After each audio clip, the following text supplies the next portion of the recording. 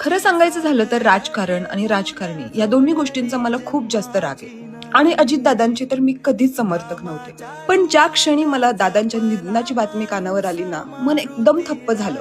तो पूर्ण दिवस माझं पूर्ण दादांच्या विचारातच गेला आणि मला असं वाटलं की दुसऱ्या दिवशी मी नॉर्मल होईल.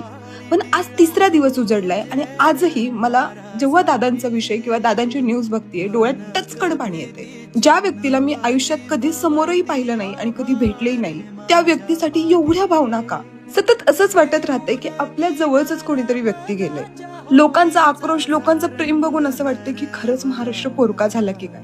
मला खरंच कधीच वाटलं नव्हतं की मी एखाद्या राजकर्त्याबद्दल एवढं मनापासून आणि एवढी भावनिक होईल. आताही मी जेव्हा हा व्हिडिओ रेकॉर्ड करतेय, मी कट मध्ये व्हिडिओ रेकॉर्ड करावा लागतोय कारण मी बोलू शकत नाहीये, एवढं मन भरून येते. पण म्हणतात ना, प्रत्येकाचं मरण अटळ असतं आणि ते कुणीच चुकवू शकत नाही. शेवटी दादांना आणि त्यांच्यासोबत मरण पावलेल्या प्रत्येकाला भावपूर्ण श्रद्धा.